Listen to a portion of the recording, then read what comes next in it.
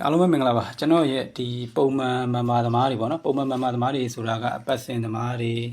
သို့မဟုတ်နှစ်ဝက်သမားတွေနှစ်ကုံသမားတွေအတွက်ကကျွန်တော်ဒီနေ့28ရက်နေ့မှာမန်မာကဏ္ဍနေဒီနေ့ညမှာပို့ပေးပါမယ်ကျွန်တော်ရွေးတုံတွေးတုံမှုလို့ပါနော်ရွေးတုံတွေးတုံမင်းကွာအခုဒီရွေးတုံတွေးတုံလားဆိုဟာနေဘူးကောင်းတဲ့ဇာတ်လမ်းတွေအများကြီးရှိပါတယ်နော်ဟုတ်ပြီအဲ့ဒါဆိုတော့အရင်တော့ချဲကဖွင့်တာနှစ်ကုံ30ရက်နေ့မှာဖွင့်တယ်သို့တော့အခုဒီပွဲကဟိုဘက်နှစ်ထဲနော်ဟိုဘက်နှစ်တဲ့အင်္ဂလိပ်လို2ရက်နေ့မှာဖွင့်มาဖြစ်တဲ့အတွက်ကြောင့်မလို့ရက်ကလိုသေးတယ်သို့တော်လည်းပဲကျွန်တော်တို့အရင်ပုံမှန်ပို့တာကချဲမဖွင့်ခင်2ရက်လို့ဆိုတော့30ရက်နေ့ဖွင့်ရင်ကျွန်တော်29ရက်နေ့မှာပို့တာဖြစ်ပါတယ်အဲ့တော့ဒီပွဲမှာကြတော့ကျွန်တော်ရဲ့ဒီပုံမှန်လူတွေအတွက်ပုံမှန်အပတ်စဉ်သမားတွေအတွက်ကြတော့ကျွန်တော်28ရက်ဒီနေ့မှာပို့ပေးမယ်အရင်ကတည်းကလည်းကျွန်တော်ကြိုပြောထားပါတယ်နော်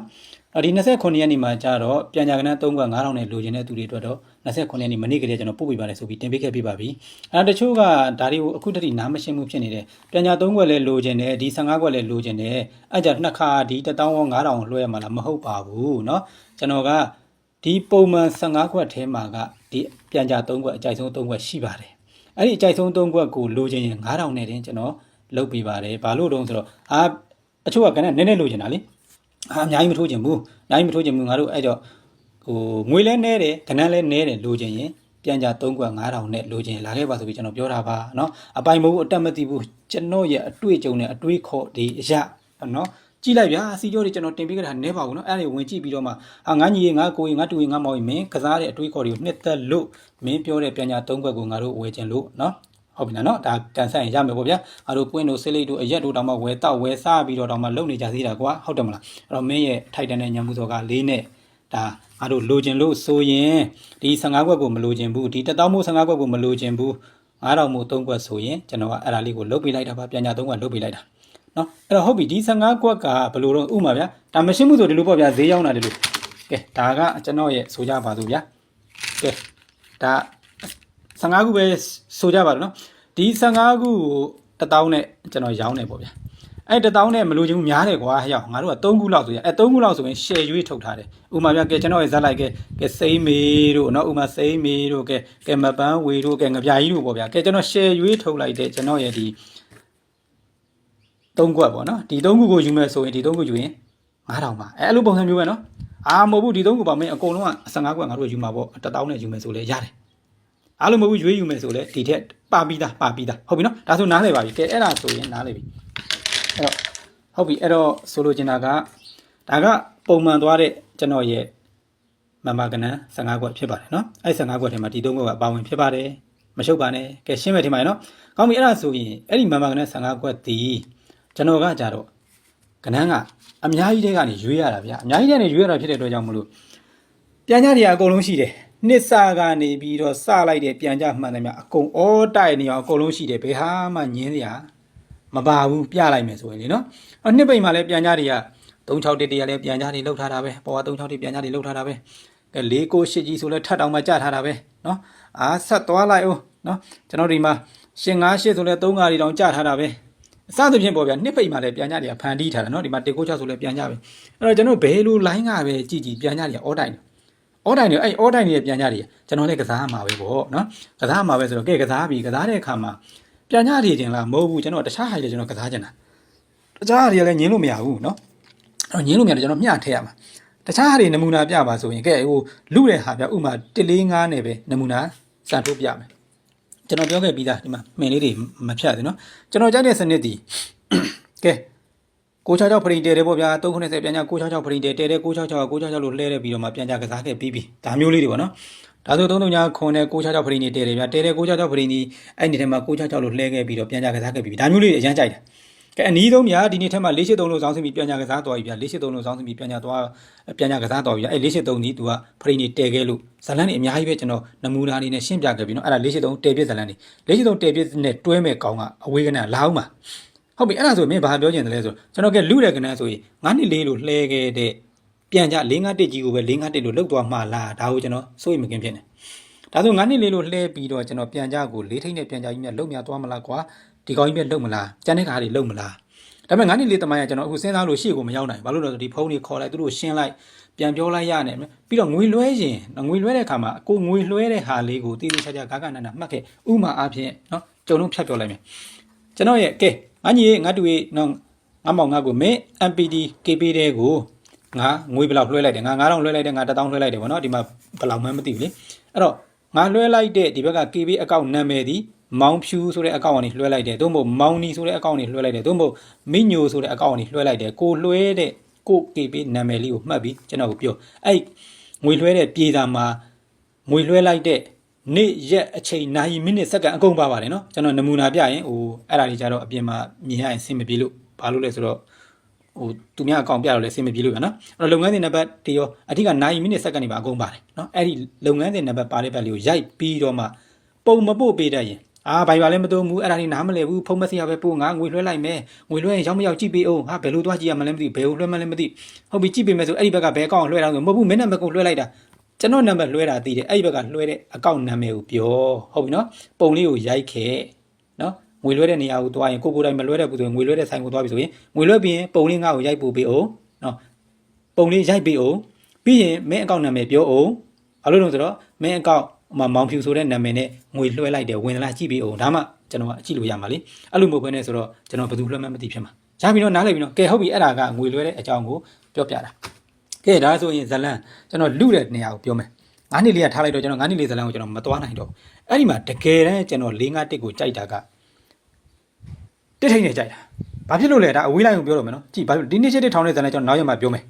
ဒီနှစ်ရှစ်တစ်နှစ်ပိတ်မှာထောင်မဲ့ဇလန်ကျွန်တော်နောက်ရက်မှာတည်တံတင်ပေးမယ်အဲ့ဒါနဲ့အတူကျွန်တော်တို့ဘာဒီပါသွားမလို့3ရှစ်လေးတွေပါသွားမှာအဲ့ဒီဇလန်ထဲမှာနော်ကျွန်တော်တို့တဲပြစ်ချောင်းနေခဲ့တဲ့အကိုထွန်းချောင်းနဲ့3ရှစ်4ကြီးပါ9 9 8လို့ထောင်ပြီးကျွန်တော်ထုတ်မှာနော်ကျွန်တော်9 9 8လို့ထောင်နေပြီးတော့3ရှစ်လေးကိုထုတ်မှာ3ထိန်းနဲ့ဘာလို့ထုတ်မှာလဲဆိုတော့383ဆောင်းစင်းပြီးထုတ်မှာ3ထိန်းနဲ့ဘာလို့ထုတ်မှာလဲဆိုတော့383ဆောင်းစင်းပြီးထုတ်မှာနောက်ရက်မှာရှင်းပြမယ်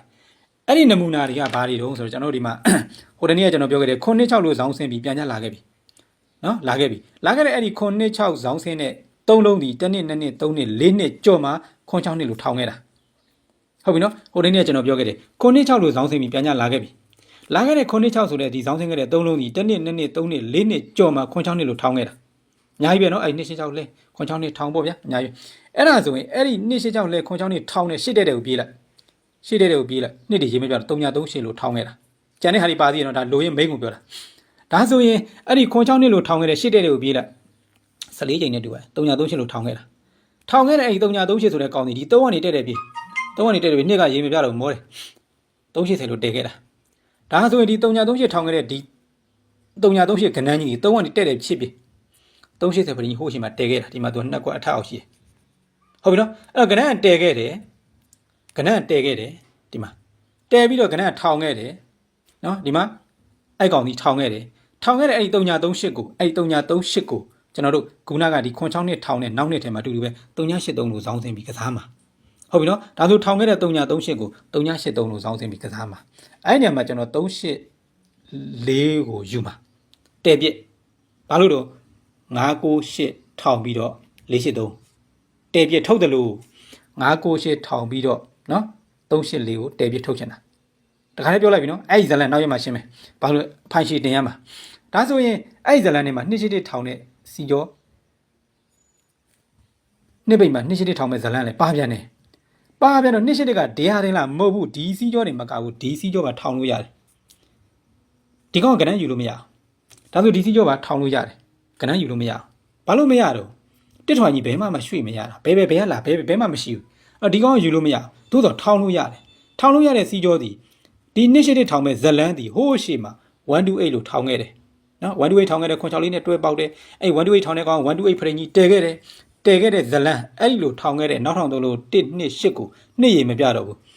2-8လို့ထောင်နိုင်တယ်လာပြီးထောင်နိုင်တယ်ဟုတ်ပြီနော်ဒါဆိုဒီမှာ2-8လို့ထောင်ဖို့ရအတွက်နှစ်တွေရေမပြတော့ဘူး128တွေထောင်ခဲ့တယ်အဲ့ညစ်ထဲမှာ2-8ဖရင်ကြီးတည်ခဲ့တဲ့128က9-6လေးနဲ့တွဲပေါက်စတဲ့ဇလန်တွေပေါ့ဗျာနော်အဲ့1-2-8လို့ထောင်ခဲ့တဲ့ကောင်တည်ခဲ့တဲ့ကောင်ကြီးကိုနှစ်တွေရေမပြတော့အကွာဝေးက2-8လို့ထောင်လို့ရတယ်ရတော့အဲ့ထောင်လို့ရတဲ့2-8ရတဲ့ကောင်ကဒီတစ်ထွာကြီးယူလို့မရဘဲမှရွှေ့ရမရှိဒီကောင်ရွှေ့ရရှိတယ်ဒီကောင်ရွှေ့မယ်ဆိုဘယ်ကောင်ရတော့ဆို145ကိုရတာအရမ်းမိုက်တယ်နော်145ကိုရတာအဲ့တော့ပြောချင်တာကဒီလိုအကွက်ရွှေ့ဇလန်းတွေကလည်းကျွန်တော်မထည့်လို့မရဘူးပြန်ကြတွေကလည်းပယ်တရားကတကွက်မှမရှိဘူးအဲ့တော့ကျွန်တော်အကြိုက်ဆုံးတွေရွေးထုတ်ရပြီဟုတ်ပြီနော်အတွေ့အကြုံနဲ့အတွေ့အခေါ်တွေပေါင်းစုအကြိုက်ဆုံးတွေရွေးထုတ်ရတဲ့အခါမှာနမူနာပြောမယ်ကဲ ခင်ဗျားတို့နှက်ကစီးတွေနဲ့ကြောက်ရတဲ့ဟာတွေမထင်မှတ်တဲ့ဟာတွေဟိုတနေ့အကိုတော့ကလေးတွေးဆိုတာကကျွန်တော်ကအခုပြောမယ့်ဟာလေးကိုထင်လိုက်တော့ဘာထင်တယ်လဲဆိုတော့356ယူကျွန်တော်ထင်လိုက်တာနော်အကိုကမဟုတ်ဘူးတဲ့နော် तू အဲ့လိုပြောလို့နော်အဲ့ဒါကဒီလိုမဟုတ်ဘူးဆိုတော့ကဲအဲ့ဆိုရင်ကျွန်တော်တင်မယ်ပေါ့ဗျာအဲ့လိုမျိုးပေါ့အဲ့တော့ကလေးတွေးကကျွန်တော်ကဟိုးဘက်ကလေးကလေးတွေးရဖို့ပါဘူးဒါကတော့စီကြောအနေနဲ့အရန်ကောင်းပါလေကျွန်တော်တို့ကဟိုးဘက်နှစ်ကလေးဒါစာရွက်အဟောင်းကြီးကျွန်တော်ဒီမှာစာရွက်ကဗျာအဟောင်းကြီးပါဟိုးဘက်နှစ်တွေကလေးကကျွန်တော်တို့ဒီကစားခဲ့တဲ့ဇလန်းတွေဒီမှာစာရွက်အဟောင်းကြီးတဲမှာဘာတွေကစားခဲ့တယ်လဲကဲမြန်ပြောမယ်နော်မြန်ပြောမယ်460လို့ထောင်ခဲ့တယ်460လို့ထောင်ခဲ့တယ်ဟိုတနေ့ကျွန်တော်ဘိုင်ဘာပြောတဲ့ညီကိုကဒါကိုပြောတာကျွန်တော်အတန်ဖိုင်နေကနားထောင်လို့မရလို့ကျွန်တော်ကရှိပြီးသာ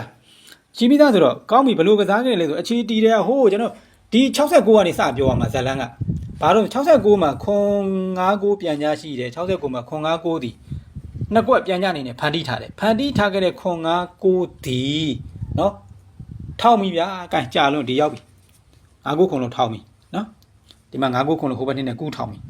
အဲ့ဒီ59ခွန်လို့ထောင်လိုက်တာနဲ့ကျန်တာဒီပါစီရဲ့658တွေစောင်းတဲ့6အများကြီးဒီမှာလိမ္မောချဲတဲ့ဇလန်းနေပြီနော်939တွေစောင်းစင်း939တွေစောင်းစင်းအဲ့ဒီဘက်ကိုသွားလိုက်ရင်350တဲ350တဲဟုတ်ပြီနော်အဲ့350တဲတာကနေပြေးလိုက်တဲ့အခါမှာမနစ်က460တွေထောင်းတယ်ဒီမှာ350တဲတာနေပြေးလိုက်မနစ်က460တွေထောင်းတယ်460ထောင်းတဲ့ဘေးမှာအခုကျွန်တော်က256ထောင်းပြီးတော့ကစားကျင်တာကစားကျင်တော့460လို့ထောင်းမှုရအတွေးဒီဟာ460ကဘယ်ရလာတော့အမျိုးတွေဆက်ပြီပေါ့ဗျာ460ဆိုတာဒီသူ့ဘာပါ6.5ကျွန်တော်တို့ကဲ6.5သူ့ရှိနှစ်မှာပြန်ကြကစားခဲ့တယ်လေဒီမှာ6.5ဒီပြန်ကြတွေကစားခဲ့ပြီဟုတ်ပြီနော်6.5ဒီအဲ့လိုနှစ်ခါရှိထားလို့သူ့ဘာပါ460တွေကလာပြီးကစားပြီဒါမျိုးပေါ့ဗျာဒါဆို460ရဲ့အမျိုးသူ့နှက်က2.9ခွန်နော်460အမျိုး2.9ခွန်အဲ့ဒီ2.9ခွန်ရဲ့ပါဝါဒီ2.4ဆိုင်စောင်းတက်ခဲ့တယ်2.4တွေဒီစောင်းတက်ပြီးကစားခဲ့ပြီဒါလေးဇလန်အကျယ်တွေမပြောတော့နော်ဟုတ်ပြီနော်ဒါဆိုရပြီနှစ်ခွန်လေးတွေစောင်းတက်ကစားခဲ့တယ်နှစ်ခွန်လေးတွေစောင်းတက်ကစားခဲ့တယ်ဒါကြောင့်သူ့မျိုး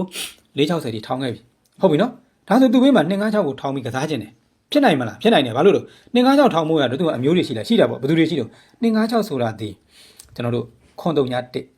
နော်ခွန်3ည1ရဲ့နက်ခတ်တွေဒီခွန်80ဆိုတာကျွန်တော်ဟိုးရှေ့မှာဒီမှာခွန်80ဇလန်းကြီးကပြန်ကြအနေနဲ့နှစ်ခါခွဲပြီးကစားခဲ့ပြီနော်အဲ့မှာအများကြီးပဲကျွန်တော်ရှင်းစရာတွေအများကြီးပဲနော်အဲ့တော့ကျွန်တော်ဒီစီကျော်တွေးရဟိုးဂိတ်ဆုံး69ကနေစပြီးတွေးခဲ့တာဒါတွေသိသိချင်တယ်နော်အတွေးခေါ်တွေကိုသိသိချင်တယ်နော်ဒီနားလေးနဲ့ကတ်ယူတာမဟုတ်ဘူးဒါဆိုခွန်80ကြီးဒီမှာရှိခဲ့ပြီအမျိုးရှိခဲ့ပြီခွန်80အမျိုးရှိခဲ့လို့256တွေလားထောင်နိုင်တယ်အဲ့ဒါဆိုရင်ခွန်59ကဘာတော့ခွန်59ဒီသူ့ရဲ့နက်ခတ်တွေက630တွေဒီမှာလာခဲ့တဲ့630နဲ့956 630နဲ့956ဆိုပြီး9ပင်ကျော်ပြန်ကြဇလန်ကစားခဲ့တယ်အဲ630နဲ့956 630နဲ့956ဒီမှာ483ပေါ့ဗျာဒီမှာ483ပေါ့ဗျာ864တွေရောပေါ့ဗျာအများကြီးပဲအဲ့ဒီ630နဲ့956နဲ့အောက်မှာဒီဘယ်လိုရှိ900ရှိတယ်900ရှိတယ်အဲ့ဒီ350တို့ဒီကျွန်တော်တို့အခုကစားမယ်ဒီမှာလာခဲ့တဲ့အဲဒီကောင်ပဲနော်ဒီကောင်ပဲဒီလိုပဲဟုတ်ပြီနော်ကဲဒီလိုပြလိုက်မယ်ဟိုးရှီက9ပင်ကျော်မှာဖန်တီးခဲ့တဲ့350ဒီမှာလာပြီးတော့ကစားခဲ့တဲ့350ဇလန်ပဲရပြီနော်ဒါဆိုရပြီနော်အဲ့ဒါဆိုတော့မင်းဘာပြောချင်တာတုံးဆိုရင်အဲ့ဒီမှာပတ်သက်နေခဲ့တဲ့ဒီ350ဒီရဲ့အပေါ်မှာခုနက630တို့ရှိတယ်ပေါ့ဗျာအဲ့ဒီ630တို့ရဲ့နက်ခတ်တွေကခုနကကျွန်တော်စပြောခဲ့တဲ့ခွန်59တွေပဲဒါဆိုအဲ့ဒီ630တို့ဒီဘဲကိုလာတော့ဒီ630တွေဘဲကိုလာတော့ကဲဒီမှာတနည်းကျော်ဇက်တပင်းကျော်ဇက်လမ်းမှာလာပြီး630တွေလာပြီးနော်630တွေသွားပြီးနော်အဲ့ဒီ630နဲ့အချိန်ကိုက်မှာတပင်းကျော်ဇက်လမ်းမှာဘယ်သူရှိတော့3ခုနဲ့ရှိတယ်3ခုဒီ900ရဲ့နက်ခတ်တွေပဲရပြီဗျာဒါဆိုရပြီနော်အဲ့ဒီတပင်ကျော်ဇလန်းတွေရဲ့ဘွက်ပေါက်နေတဲ့ဇလန်းတွေကျွန်တော်ရှင်းပြလိုင်းရဘယ်နဲ့ဝင်နေဟုတ်ပြီအဲ့တော့ဟုတ်ပြီအဲ့ဒါဆိုဘယ်ရောက်သွားလဲကဲကျွန်တော်တို့ဒီ900နဲ့တန်းတန်းကိုသွားပြီးတော့တွေးမှာ900နဲ့တန်းတန်းကိုသွားပြီးတွေးမှာဒါဆိုမြန်ပြောလိုက်မယ်900နဲ့တန်းတန်းကိုသွားပြီးတွေးတော့900ရဲ့ရှေ့မှာဘယ်သူရှိတော့ဒီမှာလိမ္မော်ရောင်ချဲထားတဲ့551တွေရှိတယ်အဲ့ဒီ551ဒီလိမ္မော်ရောင်ချဲထားတဲ့551အပေါ်လာတဲ့ပြန်ကြဒီကောင်ဒီ551ဒီအပေါ်လာတဲ့ပြန်ကြဒီကောင်ဖြစ်ခဲ့တာဟုတ်ပြီနော်နားလည်မလားမသိဘူးဒါဆိုတခါကျွန်တော်ဒီနားမှာကတ်ပြောမယ်ဒါဆိုရင်ဒီအခု900ရဲ့ရှေ့မှာဇောင်းတက်ခဲ့တဲ့658 900ရဲ့ရှေ့မှာဇောင်းတက်ခဲ့တဲ့658တို့ဒီဘယ်မှာကစားခဲ့လို့လှဲခဲ့တာ658တွေလှဲခဲ့တာ658တွေလှဲခဲ့တာလှဲခဲ့တဲ့အထက်မှာ355တွေဇောင်းဆင်းတယ်658လှဲတဲ့ထက်မှာ355တွေဇောင်းဆင်းတယ်အဲ့ဒီ355တွေဇောင်းဆင်းခဲ့တဲ့အပေါ်မှာ660ပြည်ကြီးတဲ့တယ်ဒါဆို355ဇောင်းဆင်းတဲ့ပုံမှာ660ပြည်ကြီးတဲ့တယ်355ဆိုတာဒီ900ရဲ့ပါဝါဒီ900ရဲ့ပါဝါ ဟုတ်ပြီနော်ရပြီနော်ဒီ900ပါဝါ3.5တွေဇောင်းဆင်းပြီ660ဖရိန်တဲပြီတဲတဲ့660ဒီပြန်ကြအဖြစ်ကစားခဲ့ပြီဒီမှာဟုတ်ပြီနော်ဒါဆိုဒီ3.5ဇောင်းတက်တဲ့အပေါ်မှာကိုတိဖယ်ပါတော့ဗျာဒါထိတ်တိုက်ချိတ်ဆက်တဲ့ဇလံပြောပြတယ်နော်ဒီ660ဒက်တဲခဲ့တဲ့ကောင်ကြီးပြန်ကြဖြစ်ကစားပြီနှစ်ပင်ကျော်ဇလံမှာကစားခဲ့တာအများကြီးနေဘူးနော်ချိတ်မဲ့ဟာတွေအများကြီးရှိတယ်နှစ်ပင်ကျော်ဇလံမှာပြန်ကြကစားတယ်နှစ်ပင်ကျော်ဇလံမှာကဘယ်သူတွေရှိကျွန်တော်တို့46ခွန်တွေရှိ46ခွန်ဆိုတာ920ရဲ့နက်ခတ်တွေဖြစ်920ရဲ့အောက်မှာ864တွေရှိအဲ့ဒီ864တွေဒီဘဲကလာခုန900ရဲ့ဒီဘက်မှာ900တို့9ပင်ကျော်ပြန်ကြရဲ့ဇောင်းမှာဒီဘက်ကိုပြေးလိုက်864တွေရှိတယ်ဒီ900ကနေပြေးလိုက်864တွေရှိတယ်အဲ့လိုတွေအများကြီးချိတ်တယ်ခွင်းဆက်တွေအများကြီးချိတ်နေခဲ့တာချိတ်နေခဲ့တော့ကောင်းပြီဒါဆိုရင်ဆိုလိုချင်တာကဒီလိမ္မော်ရောင်ချဲတဲ့900အစည်းကျော်ရဲ့ရှေ့မှာရှိတဲ့941ဆိုတာဒီလည်းပဲအပေါ်ကလာတဲ့ပြန်ကြဖြစ်ခဲ့တယ်ဒီကောင်ကလည်းအပေါ်ကလာတဲ့ပြန်ကြဖြစ်ခဲ့တယ်ဒါဆိုရင်အဲ့ဒီကလိမ္မော်ရောင်ချဲတဲ့900ရဲ့ရှေ့က658ဇောင်းတက်658ဇောင်းတက်ခဲ့တဲ့ကောင်တွေက658တွေလှဲခဲ့တယ်900ပါဝါ3.5တွေဇောင်းဆင်းခဲ့တယ်သူ့ပေါ်မှာ860တဲတယ်860ရဲ့ပြန်ကြကစားတယ်တကက်ဒါဆိုရင်ခုန658တွေလှဲခဲ့တယ်3.5ဇောင်းဆင်းတယ်သူ့ပေါ်မှာ860တဲတယ်860ပြန်ကြဖြစ်ကစားခဲ့တယ်ဒါမျိုးပေါ့နော်ချိတ်နေအများကြီးပဲဟုတ်ပြီအဲ့ဒါဆိုရင်တခါပြန်ပြောမယ်ဒီ900ရဲ့ရှေ့က939ဇောင်းဆင်းတယ်ဒီမှာ900ရှေ့မှာ939ဇောင်းဆင်းတယ်ဇောင်းဆင်းခဲ့တဲ့939တွေဒီဘက်မှာလာပြီးထောင်းပြီ395တွေထောင်းပြီ395ထောင်းတဲ့အပေါ်မှာပြောဦးမယ်ဗျာနော်ကျွန်တော်တို့ဒီစာရွက်ကမရှိဘူးခွန်30ဒီမှာဒါနဲ့ပြရမလားဟောနဲ့ပြရမလားဒါနဲ့ပြမနော်ဒါဆိုရင်ပါကြည့်အဲ့ဒီ395ထောင်းခဲ့တဲ့အပေါ်မှာခွန်30ပြင်တဲခဲ့ပြီနော်ဒါဆိုရင်ဒီ395ထောင်းခဲ့တဲ့အပေါ်မှာခွန်30ပြင်တဲခဲ့ပြီတဲခဲ့တဲ့ခွန်30ဒီက395ဇလန်ဟိုး9ပင်ကျော်ကလာတာနော်ဒီမှာ9ပင်ကျော်1 2 3 4 5ပင်ကျော်ဒီ390တွေရဲ့ဟိုးရှိမှာခုနဒီကောင်လေးရှိတာ900လို့ရှိတာ9ပင်ကျော်1 2 3 4 5ပင်ကျော်ဒီပင်မ900လို့ရှိတာနော်ဒီစာရွက်ကအဲ့ဒီမပါတော့လို့နော်ဒီပင်မ900တို့ကနေပြေးလိုက်ရင်ဒီရောက်သွားတာနားလည်မလားအဲ့အောင်မှာထည့်ခဲ့တဲ့အဆန်ထည့်ခဲ့တဲ့395ဒီအဲ့အောင်မှာထည့်ခဲ့တဲ့395ဒီခုနကဇောင်းဆင်းခဲ့တဲ့ကောင်ဒီကောင်ဒီမှာဟုတ်ပြီနော်အခု900အောက်ကကောင်900အောက်ကကောင်ရပြီနော်ဒါဆိုအဆင်ပြေပြီအဲ့ဒါဆိုအဲ့ဒီအောက်မှာဘယ်သူရှိတော့နော်အဲ့ဒီအောက်မှာဘယ်သူရှိဒီမှာပါသေးတယ်390ကဇောင်းနေဆင်းခဲ့တာတွေရော390ကဇောင်းနေဆင်းခဲ့တာအများကြီးကြံသေးတယ်အဲ့မှာခုနကဒီ660တို့စီ660တွေက680တွေထောင်းတာရော680တွေထောင်းတာအများကြီးပါဗျာဘွက်ပေါင်နေအောင်ပြောစရာတွေအများကြီးပဲရှိသေးတယ်နော်ကဲကြော်ခွကျွန်တော်ကြော်ပြီနော်ဒါဆိုအဲ့ဒီ390တို့အောက်မှာဘယ်သူရှိတော့9ပညာစံမှာ988တဲတယ်988တဲတဲ့988ကြီးကလည်းပြန်ကြလို့ကစားခဲ့တယ်ဒါဆိုဒီတဲတဲ့988ကလည်းပြန်ကြလို့ကစားတယ်ဘယ်မှာကစားတော့ခွန်306ရဲ့အောက်မှာခွန်306ရဲ့အောက်မှာကစားတယ်ခွန်306ဆိုတာဘယ်သူတုံးခွန်306ရဲ့နက်ခတ်တွေဒီခွန်306နက်ခတ်တွေဒီ3ခွန်9ဟော3ခွန်9တွေကဘယ်မှာအလုပ်လို့တော့3ခွန်9ကဒီမှာအလုပ်လို့တာ3ခွန်9တွေထောင်ခဲ့ပြီ3ခွန်9တွေကထောင်ခဲ့ပြီထောင်ခဲ့တဲ့အပေါ်မှာဘယ်သူရှိတော့646တို့ရှိတယ်646တို့ရှိတယ်သူ့ကိုဖယ်ထားရတယ်ကိစ္စမရှိဘူးနော်ဒီမှာ313ဇောင်းတက်တယ်313ဇောင်းတက်တယ်313ဇောင်းတက်တယ်ဆိုတာကလည်း968ပါဝါပဲ313ဇောင်းတက်တယ်ဆိုတာလည်းဒီ968ရဲ့ပါဝါတွေပဲနော်ဟုတ်ပြီအဲ့ဒါဆိုအဲ့ဒီကနေပြေးမယ်ဒီ4ကိုကဲထားဒီ3ခွန်9ကနေပြေးမယ်3ခွန်9ကနေပြေးမယ်ဆိုရင်ကျွန်တော်တို့ဘယ်ရောက်သွားသူ့အပေါ်တပင်ညုံကနေပြေးလိုက်3ခွန်လို့ဇောင်းဆင်းတယ်ခုနခွန်30ပေါ့နော်ခုနဒီဘက်မှာဆွဲမထားခွန်30ဒါဆိုဒီကျွန်တော်တို့3ခွန်9ရဲ့တပင်ညုံကနေပြေးလိုက်3ခွန်9ဇောင်းဆင်းတယ်အနည်းဆုံး3ခွန်9ဇောင်းဆင်းတဲ့3ခွန်9ဇောင်းဆင်းခဲ့တဲ့အောက်ကိုပြေးလိုက်ရင်ကျွန်တော်တို့6နှစ်ပြင်ကြီးရှိတယ်ဒါဆိုရင်3ခွန်ဇောင်းဆင်းခဲ့တဲ့အောက်ကိုပြေးဂျားတွေဟာကြော်လိုက်အောင်6နှစ်ပြင်ကြီးတယ်6နှစ်သမိုင်းလည်းလာအောင်ပါထားပါလို့ဗျာနော်အဲ့ဒီက6နှစ်ပြင်ကြီးအပေါ်တက်ရင်356ရှိတယ်ဒါဆို6နှစ်ပြင်ကြီးအပေါ်တက်ရင်356ရှိတယ်အဲ့ဒီ356ကြီးကိုကျွန်တော်တို့256လို့ထောင်ပြီးပြန်ကြလိုက်မယ်ဆိုရင်ဒီ6နှစ်ပြင်ကြီးအပေါ်က356ကြီးကို256ထောင်ပြီးပြန်ကြလိုက်မယ်ဆိုရင်460ထောင်နဲ့ဘေးမှာ460ထောင်နဲ့ဘေးမှာခုန900ပြင်ကြီးနဲ့အချိန်ကိုင်း900ပြင်ကြီးနဲ့အချိန်ကိုင်းမှာလှုပ်လိုက်မယ်ဆိုရင်ဟာဒါကြီးကကျွန်တော်ကအကိုထွန်းပြောတာဒါကြီးထင်တယ်ဆိုပြီးကျွန်တော်ကဒါကိုတွေးခဲ့တာမဟုတ်ဘူးဆိုလို့ကျွန်တော်ကကြောက်စရာကောင်းတဲ့ကောင်အဲ့တော့ဒါမမကနန်းနေမှာထည့်ပြီးမယ်သို့တော်လေဟာဒါကမင်းပြန်ကြရောင်းတဲ့သုံးဘက်ထဲမှာမပါဘူးမှန်တယ်မပါဘူးထည့်ထိုးနော်ဟုတ်ပြီလားထည့်ထိုးကဲဒါတော့ဆိုနားလည်မယ်ထင်ပါတယ်ကျွန်တော်ပြောချင်တဲ့ဇာတ်လမ်းတွေအများကြီးရှိသေးတယ်အဲ့တော့ပြောချင်တာကဗျာဒီနှစ်ပိတ်ဒါကြစီကြောနဲ့ပြောရမှာကျွန်တော်တို့ဒီမှာ858ကြီးကနှစ်ပိတ်မှာပြန်ကြအဖြစ်3ကြကစားခဲ့တဲ့ဇာတ်လမ်းကြတော့အဲ့ဒါကျွန်တော်တို့စီကပတ်ကုံပြောရမှာ356ကြဇလန်းကစီကပတ်ကုံပြောရမှာကျွန်တော်မပြောတော့ဘူးเนาะဘာဒါဗီဒီယိုဖိုင်တူချင်တာမို့လို့เนาะတူလာတော့မှအခုက19မိနစ်ကျော်ဆိုကမိနစ်20လောက်ရှိပြီပြောပါတော့ဗျာအဲ့နေကုန်းချုံလိုက်တော့မယ်မမန်ကနန်းနဲ့မပါတဲ့ပြန်ညာတွေလည်းထည့်ထိုးပါပြန်ညာတွေကအောတိုက်နေတဲ့ထဲကနေကြောက်စရာကောင်းတော့အဲ့256ဆိုပြီးအချင်းများပေါက်မဲ့ဒီ356တဲခဲ့တဲ့ကောင်းကြီးကိုเนาะခုနပြောတဲ့ဒီ85 ရှင်းနေ6တို့နဲ့တွဲပေါက်ခဲ့တဲ့ရှင်းနေ6ရဲ့အပေါ်မှာနားခဲ့တဲ့356ကြီးကို256ထောင်ပြီးပြန်ကြပြကစားမယ်ဒီရှင်းနေ6ဖရိရဲ့အပေါ်မှာနားခဲ့တဲ့356ကြီးကိုပြန်ကြပြ256ထောင်ပြီးကစားလိုက်မယ်ဆိုရင်ကဲနှစ်ကွက်ထည့်ထိုးဒီနာ3ထိပ်ကလည်းရှိတယ်ဆို356ဘော9ခန်းနဲ့ပြန်356လို့ကျွန်တော်ကထည့်မှာဟို283ထောင်တဲ့ဇလန်းကလေးဒီမှာအားပေးထားရှိ383ဇောင်းစင်းတဲ့ဇလန်းတွေမှာ283ထောင်တဲ့ဇလန်းလေးရှိတယ်383ဇောင်းစင်းမဲ့ဇလန်းတွေမှာ283ထောင်တဲ့ဇလန်းလေးရှိတယ်ဆိုတော့ကျွန်တော်356အမုန်းအားပေါက်ကဲဗျာဒါကြီးကိုထည့်ထိုးလိုက်ကြပါအောင်လို့ပြောရင်းနဲ့ပဲအားလုံးနားလည်နိုင်မယ်ထင်ပါတယ်နော်ကျွန်တော်ဒါ Facebook မှာတင်နေတာမလို့ဒီလောက်နဲ့ညီကုန်းချုပ်လိုက်ပါတယ်ကဲ356အမုန်းအားပေါက်တဲ့ကောင်ကကျွန်တော်မှန်ပါတယ်15ခွက်ထဲမှာထည့်မှာဖြစ်ပါတယ်အားလုံးပဲညာကွန်ထိုးရချက်ပေါက်ကြပါစေအဲ့တော့ကျွန်တော်ရဲ့ကစားနည်းတွေကိုနှစ်သက်မှမှန်ပါဝင်ဖို့လာခဲ့ပါအမေးများထူတာတွေဘာတွေကျွန်တော်နဲ့အဆင်ပြေမှာမဟုတ်ဘူးနော်9000မူလောက်ဝယ်ပြီး9000မူလောက်ရင့်နေကျွန်တော်နဲ့ဆင်မပြေဘူးကျွန်တော်တို့ကစားတဲ့ကစားခွက်တွေဒီပေါ်လောချောလောဒီနားလေးတွေတွေးတဲ့အတွေးမဟုတ်ဘူးเนาะကျွန်တော်တို့တွေးတဲ့အတွေးတွေဟိုးရှစ်69ကနေမြေပြားခံပြီးတွေးတဲ့အတွေးတွေဖြစ်ပါကြောင်းเนาะဟုတ်ပြီလားအော်ဒီထဲမှာလည်းတွေးတဲ့အတွေးတွေရှိသေးတယ်အများကြီးကြံသေးတယ်တော်ပြီကျွန်တော်ဖူတို့ခိုင်ရှင်းမှာဆိုလို့ဒီလောက်နဲ့ညီကုန်းချုပ်လိုက်မယ်အဲ့တော့လာဖို့ရအတွက်ကငါကြီးငါကိုငါမောင်ငါတို့မင်းတွေးတဲ့အတွေးခေါ်တွေကိုကြိုက်လို့မင်းရဲ့စီကြောတွေကစားကွက်တွေတွေးခေါ်တွေကိုနှစ်သက်လို့မင်းနဲ့လက်တွဲပြီးတော့လှုပ်ချင်လို့မင်းစီမှာမဘာဝင်ခြင်းလို့ကွာနှစ်သက်လို့လာတာဒီလိုမြဲဘူးပဲကျွန်တော်ကြားချင်ပါတယ်နော်။ဘာနဲ့ချင်းအာမခံညာနဲ့ချင်းအာမခံဘာညာတာတကားတွေမလာခဲ့နဲ့အဲ့လိုလူတွေဝေးဝေးကပြေးကဲအားလုံးပဲကျွန်တော်ခုမမကန်းနေရွေးချယ်ဖို့ရအတွက်15ခွက်ရွေးချယ်ဖို့အတွက်ကျွန်တော်အလုံးလုံးလိုက်ပါဦးမယ်နော်။ကြံပါသေးတယ်ကျွန်တော်ရွေးချယ်နေတာဖြစ်ပါတယ်အားလုံးပဲညာကုန်ထွေးချက်ပေါကြပါသေးကံကောင်းကြပါသေးကျွန်တော်အိမ်မှာဖုန်းလိုက်မရပါဘူးနော်။ဟုတ်ပြီလားဒါလေးကိုသိစေချင်ပါတယ်အင်တာနက်ဆိုတာဝေလာဝေးပါကဲဒီမှာကြည့်ပါဦးမေးတဲ့လူနော်ကျွန်တော်ကလင်နာတွက်ကွင်လေးတွေမတင်ဘူးလားဗျာတဲ့ YouTube မှာရှာမရလို့ဗျာအေးကျုပ်ဘန်းထိုင်တော့မတက်နိုင်ဘူးနော်ကြိုးကြောင်လာပြောတဲ့သူဆိုတော့ကျုပ်ကဘန်းမှာအဲ့မှာကြည့်ဦးကျွန်တော်ဒီလောက်တင်တာကိုမတွေ့ဘူးတဲ့ဆိုတော့ကဲထားတော့ဗျာအဲ့လိုဟာတွေလည်းတစ်မျိုးဆိုတော့အားလုံးပဲညာကုန်ထွေးချက်ပေါက်ကြပါသေးနော်